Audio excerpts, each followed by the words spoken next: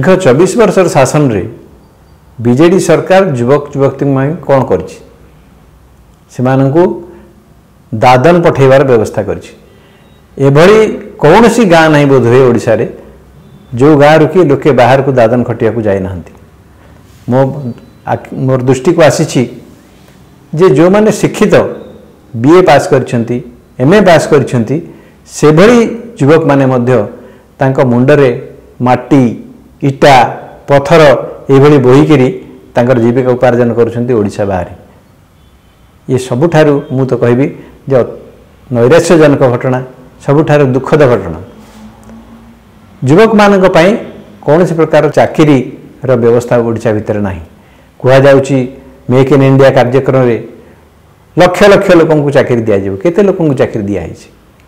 BJP सरकार को आसिले प्रति वर्ष 2 कोटी लोकन को चाकरी देबे बोली कि प्रतिश्रुति देइथिले। केते लोकन को चाकरी देले। तेणु युवक मानकू केवल प्रताड़ित करा जाउची एवं सेमानकू खुशी करिवा पई केतेबेले ओडिशा ओ नुआ ओडिशा नवीन ओडिशा एबले विभिन्न ना देकिरी गीत नाच इतरे मशगुल करिकिरी सेमानकू विभिन्न रैली रे केवल व्यवहार करिकिरी एई भली भाबरे युवक युवती मानकू विभ्रांत करा जाउची।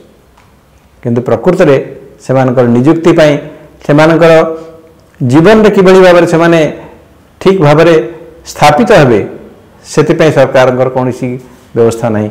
बीजेडी रे कोनोसी प्रकार व्यवस्था नहीं। कांग्रेस दल तार इस्ताहार रे तार ग्यारंटी रे कहिछि जे युवक युवती 5 लाख नियुक्तिर व्यवस्था करिवो। एथिरे सरकारी चाकरी एवं बेसरकारी चाकरी उभय मिसई 5 लाख लोकन को नियुक्तिर व्यवस्था करिवो बोली कि कांग्रेस तार ग्यारंटी रे रखिछि। आ जदि कोनोसी कारणरू कोनोसी शिक्षित पिला जदि चाकरी न पाइला ताले बेकारी होता ताको दबार व्यवस्था करा जाइछि मासिक 3000 टंका पर्यंत। युव शक्ति को किभली भाबरे व्यवहार करा जिवो सेमाने किभली ओडिशा को नुआ ओडिशा को गढ़िबे सेतिपाई कार्यक्रम रही शिल्प माध्यम रे कृषि माध्यम रे एवं विभिन्न प्रकार रो आईटी शिल्प माध्यम रे हमर जो स्टार्टअप रो व्यवस्था करा जाइछि। स्टार्टअप पाई किभली भाबरे सरकार ताको प्रोत्साहन देवे तार व्यवस्था करा जाइछि।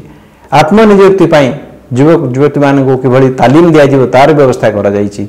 एई भली भाबरे युवक युवती पाई अनेक कार्यक्रम कांग्रेस रखिछि।